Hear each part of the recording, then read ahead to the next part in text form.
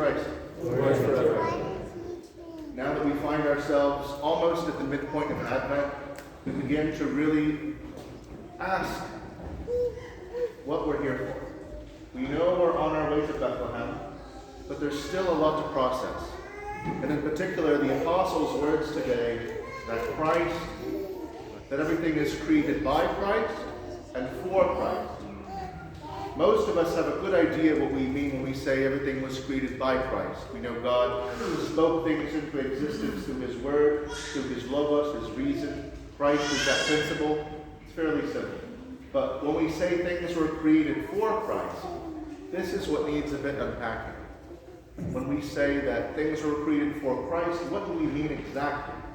Well, Christ is God made flesh.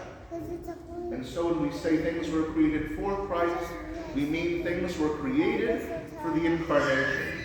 Everything was done, everything in history, God's whole plan was to become one of us, to take on flesh.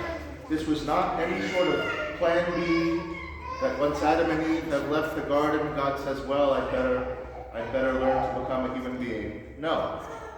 Being man, taking on what we are, so that we can become what he is by grace, this was always God's plan. We sit in a perfect time of year to digest what this means, and in particular, we're straddling two feasts of Our Lady right now. We celebrated previously the 21st, her entry into the temple, and on the 9th, we'll celebrate the feast of her conception. These feasts will have a big impact in how we look at the incarnation and how we look at the plan of God. For the feast on the 21st, we hear, and also on the Feast of the Annunciation, the church hymns say, today is the day of our salvation.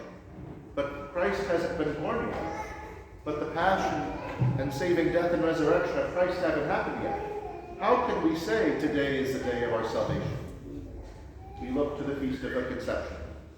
When we think of a conception, we think the formating of an idea, the beginning of an idea. What is this idea? Again, the Apostles' words bring clarity to this. The incarnation is this conception. Before things begin to exist in our world, we could say that they exist in idea, in the mind of God. That the first intention of God is to become man, and history is the laying forth of this out. This is also, by happenstance, the way that humans have things like falling in love. We have an idea in our mind of our perfect partner, our perfect spouse, and then once we see it in the world, we say, that's the one. We latch onto things from our idea.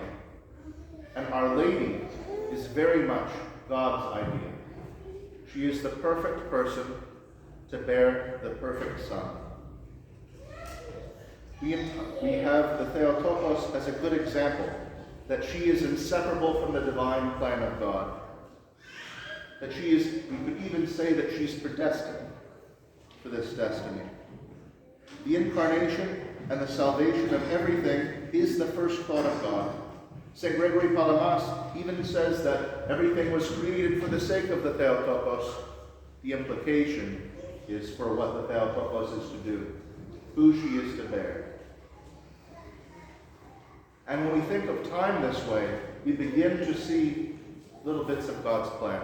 We perceive time very much as a line.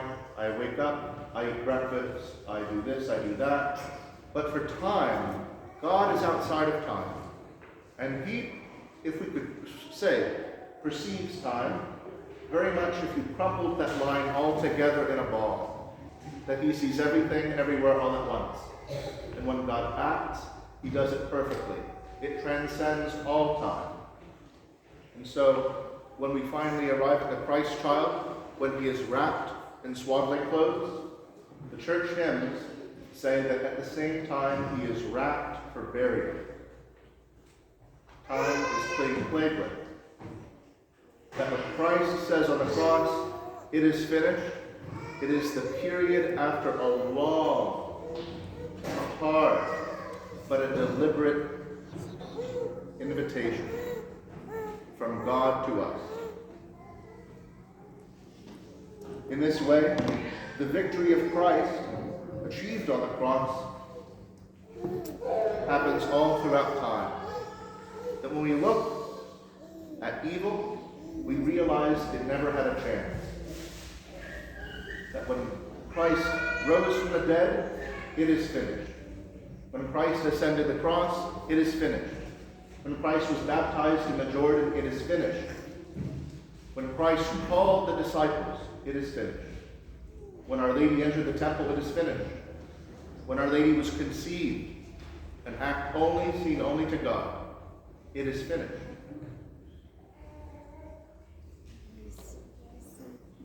When God said, "Let there be light," it is finished.